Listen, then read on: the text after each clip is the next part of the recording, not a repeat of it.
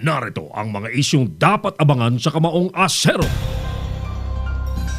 Kontribusyon ng mga manggagawang Pilipino sa ekonomiya, kinilala ni Senator Bongo, Pangulong Duterte nakiisa sa araw ng paggawa. 1 milyong trabaho, balik probinsya at package benefits nasa recovery plan ng gobyerno. Mambabatas ipinatataas sa 20 million ang mga dapat bigyan ng Social Amelioration Program. Gobyerno, pinayagan na po ang partial operation resumption ng mga pogo sa bansa. Supreme Court, pinalaya ang halos 10,000 preso sa gitna ng COVID-19 crisis. CHED, nanawagang huwag gamitin sa COVID-19 response ang free tuition funds ng mga state universities and colleges. Hindi naman daw ubra ang full online learning ayon sa Philippine Association of State Universities and Colleges. Sa Cebu City Jail, 125 preso positibo po sa virus. Aling 4-piece beneficiary, nahulihan naman ng higit 1 milyong halaga ng Cebu sa Cagayan de Oro City. At nahawa ng COVID-19 sa buong mundo, pumalo na po sa 3.3 million katao.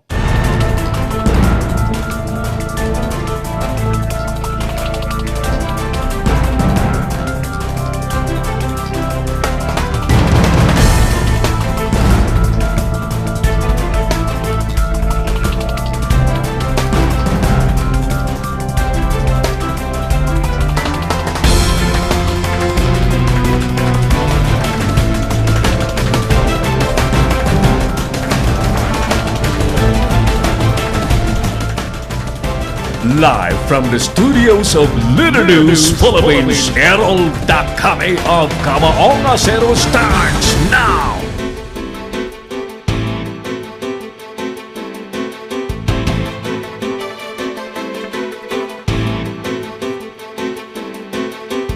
Napapangalagaan ba mga suki ng DOLE or Department of Labor and Employment o hindi ang kapakanan ng mga manggagawa sa buong bansa? Ulitin natin, sa inyo bang palagay, napapangalagaan nga ba ng Labor Department ng DOLE sa ilalim po ng Secretary Bello? O hindi ang mga kapakanan po ng mga empleyado, mga manggagawa, labor force sa buong bansa?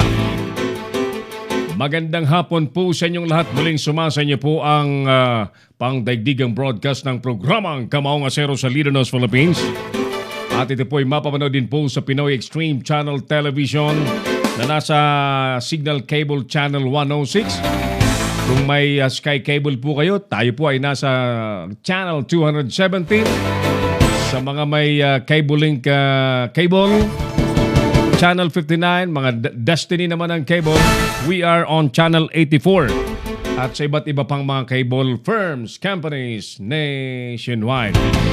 In short, ang ating tinatayang viewers po sa television, aabot po ng halos 12 million viewers every day. Pinagsanib puwersa po ng Leader News Philippines at Pinoy Extreme Channel Television. Alright, sige.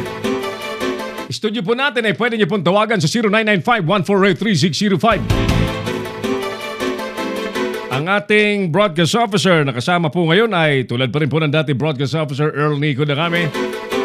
Sa patnubay po ni Operations Head Engineer Oliver Licop at Creative Director Mark Anthony Reynoso dito po sa panig ng Leader News Philippines. Ayan. Doon naman po sa side ng Pinoy Extreme Channel, nariyan sila Val San Pedro, sila Lawrence MJ at si Arnold. Yan. Siyempre, yung ating mga best friend, Direk Norman Castillo and paring Renan Lopez sa Pinoy Extreme Channel. Ulitin natin yung ating survey question. Napapangalagaan nga ba ng dole o hindi ang kapakanan ng mga manggagawa sa ating bansa? Ano po sa tingin po ninyo?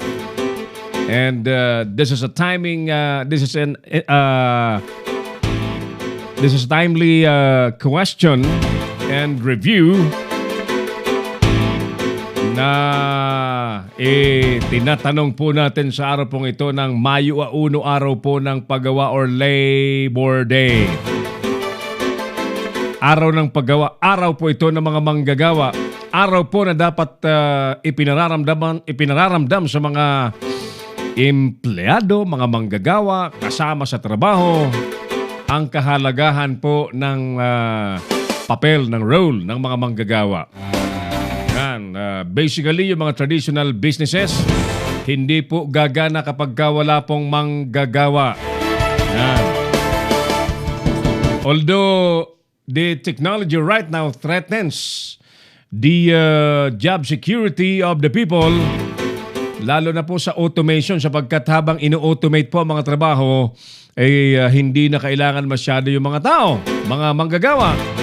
Kaya nga po yan ang risk ng automation, bagamat sa panig po ng mga negosyante, pabor po yun sa mga negosyanteng big time dahil magiging mas mabilis daw yung trabaho at konti ang pasiswelduhin. But that's inimical to the labor force. Yan. Kaya po nakakarinig tayo ng mga retrenchment, mga pagtatanggal ng trabaho dahil may realignment, may modernization. Hindi po maganda yon sa pandinig ng mga manggagawa. Plus, so many issues sa labor, yung mabilis na pagtaas po ng mga presyo ng bilihin, pero pagka pinag-usapan po ang sweldo po ng mga manggagawa, katakot-takot na debate. Katakot-takot na debate. Na madalas, ang nasusunod pa rin kung magkano, kung sakali man na magtaas, mag-adjust ng konti, mga ano pa rin, mga ma-influensyang employer na influensyan daw yung wage board, regional wage board. Ay nako. So happy Labor Day po sa lahat ng mga manggagawa. Yan, sana'y ayos lamang po kayo ngayon. Mga kaibigan, today, habang si partner Oliver Licup, ang ating operations head, ay nariyan sa Makati, pabati daw po si Jing of Cabuyao, Laguna. Ay, Ma'am Jing of Cabuyao, Laguna, kumusta kayo dyan sa Cabuyao, Laguna? Yan. At sa lahat pong mga nanonood sa atin today, salamat po sa pagsama sa ating palatuntunan. Si partner Camilo Villesa Millandas ng Quezon City, kanina nasilip ko sa ating programa. Okay, mga kaibigan, kahapon, may babala ang DILG sa lahat ng LGUs that they have to finish the distribution of the Social Amelioration Fund sa mga constituentes nila kahapon. In fact, ang sabi po ng LGU, ng DILG, ay pagpapaliwanagin daw yung mga LGUs na hindi makatutupad sa deadline, sa April 30 deadline ng DSWD in cooperation with the LGUs dun po sa mga pagpapamigay ng Social Amelioration Fund. Yan. Pero may mga nagsabi na yata na talagang hindi nila matatapos kaagad-agad because of being careful, patuloy na validation. Alam niyo, okay naman yan, but you really have to understand na ang tiyan po ng tao hindi po makahihintay bukas makalawa. Bilisan ninyo! Yan. Ang dami pong nagtatampong mga kababayan tayo sapagkat sa media, ayos na ayos ang anunsyo, sa television, ayos na ayos ang balita na ganito bibigyan, ganyan bibigyan, pero sa baba, hindi po nangyayari. Ang resulta, nag-aaway-away. Ito po ang dahilan kung bakit may ipakikita po kaming video po sa inyo ng isang insidente dyan sa Kapas, Tarlac. I think Barangay Aringurin, Kapas, Tarlac. na isang mamamayan po ang nagtatanong patungkol po sa listahan ng benefits ay nauwi po sa hindi magandang asal-asong kapitan. Ayan. Panoorin po natin ang video ng nangyari po dyan sa Kapas, Tarlac. Dapat pa alis ninyo bibigyan kaya nakakasabagan sa ano yan.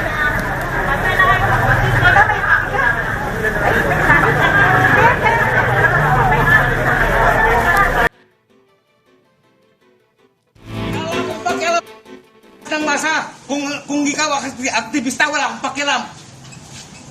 Kahit na sabihin mong aktivista ka, wala akong pakialam. Huwag mong pakialaman ng gano'n ko dito, apoy police.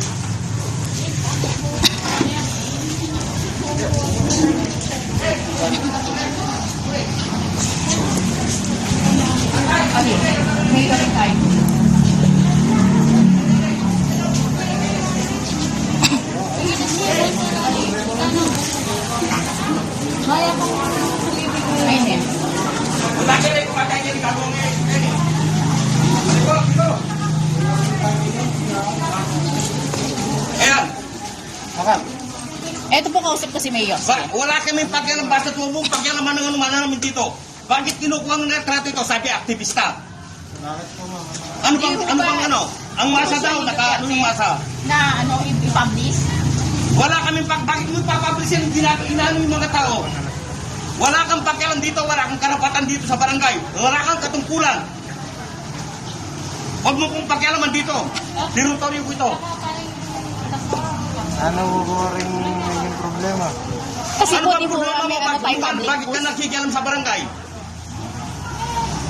Tawagin mo yung gusto mong tawagan. Sige po, sasabihin po. Wala kang bakit ka nakikialam sa ano namin dito?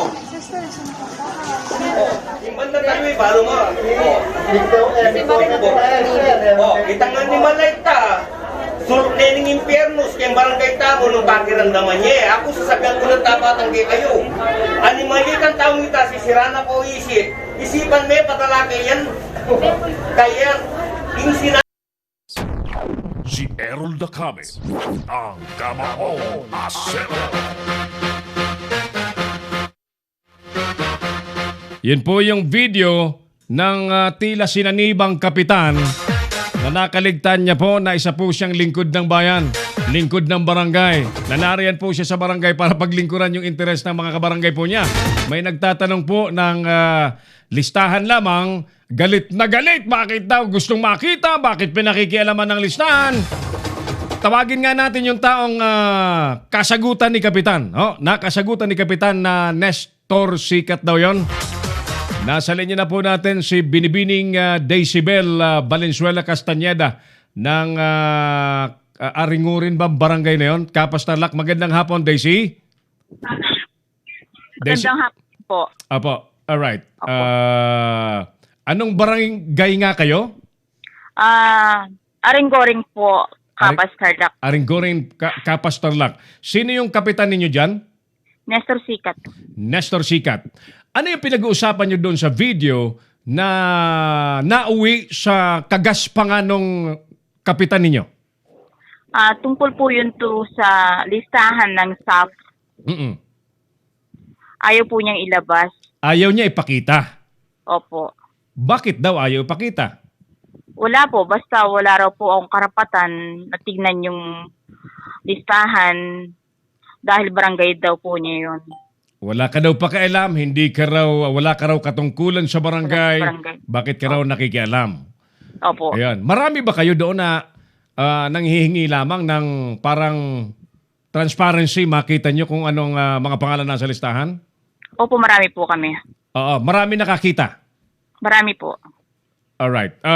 Doon pa lamang sa unang tingin ko sa video, Daisy, ay salto na yung naging asal nung kapitan ninyo dyan na si Nestor Sikat. Hindi ko alam kung dala yun ng init ng panahon dyan, but he should never forget na nandyan siya sa barangay, ibinoto siya, pinagtiwalaan siya para magtrabaho sa interes ng kanyang mga kabarangay, be it in a simple showing, providing of information, showing public documents. Public documents. Yung listahan, that's a public documents. So, gusto niyo lang makita, tama? Opo, gusto lang po namin makita. At nauwi sa ganon. Opo. At tinawag pa ang pulis, ipapa-aresto ka. Opo. Ayan. O, anong naging reaksyon naman ng pulis? Hindi ka naman inaresto? Hindi naman po. Sapagkat walang basis para mang-aresto. Opo, hindi naman po kasi ako ng gugulo. Nagtatanong lang. Tama po. Alright. Okay. How do you feel nung ganun ang ginawa sa iyo ni Kapitan? Sa akin po, basta nakikita ko yung tunay niyang ugali,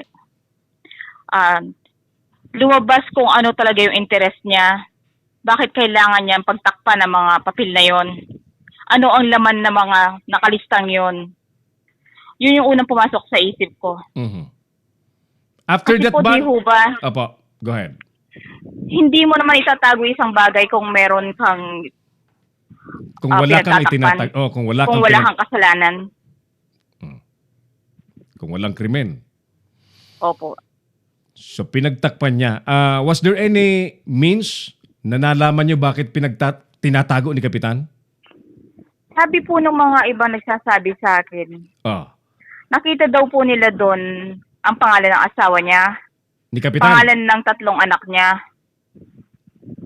Yung mother niya okay lang po para sa akin kasi senior na yon. Okay. Pero yung part of the family niya talaga na masasabi kong talagang nakadikit sa kanya, parang pangit po. Sinikap niya na nandun talaga sa loob ng listahan. Opo. Ayun. So, hindi kaya yun ang dahilan bakit itinatago niya? Baka mabuking mo. Malamang po kasi marami pong nagsabi na pumila daw po yung mag-anak niya. Okay. Pagkatapos dininay daw po sila. Okay. Kasi sabi raw po, kapitan daw po kasi yung asawa at saka tatay nila. Okay. Pero sa tingin ko po, kung wala pong nagbulgar, malamang makakakuha po sila. Okay. Sa madaling sabi, ayaw talaga ipakita ni Kapitan kasi may itinatago siya. Kasi kung wala siyang itinatago, bakit kailangan niya magtaas ng boses, maghamon, magtangka na ipaaresto ka na para bagang nakagawa ka ng napakabigat na krimen? Oo nga ho. Ano ngayon ang gusto mo mangyari kay Kapitan? Kung ako po gusto ko po ituwid si kapitan. Mhm. Kung maaari kasi hindi siya bagay sa pwesto niya. Mhm. Dapat po sa kanya mawala siya doon. Mhm. Kasi Okay. kung patuloy siyang nandyan, magiging kawawa po yung mga mamamayan dito. All right. Okay. So, Decibel, tatawagan namin ang USEC Undersecretary ng DILG para maiparating natin ito kaagad. Maraming salamat, Decibel, sa pagtitiwala mo sa ating palatuntunan ng nangyaring yan. We assure you na may mangyayaring aksyon dyan sa naging asal ng kapitan. Kung ano man ang paliwanag dyan sa nakuhang video yan, bahala siya magpaliwanag. Maraming salamat, Decibel. Maraming salamat din po.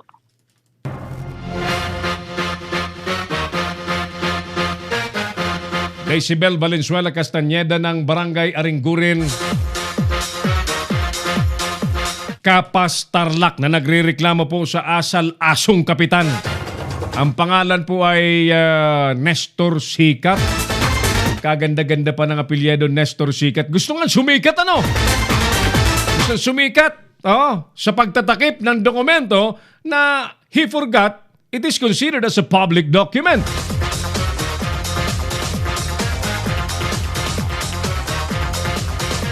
Alright, ulitin lang natin yung ating survey question mga kaibigan. Napapangalagaan nga ba ng DOLE o hindi ang kapakanan ng mga manggagawa sa ating bansa? Sa pagbabalik po ng ating programa, kausapin po natin si DILG Undersecretary Martin Bobot-Dinio.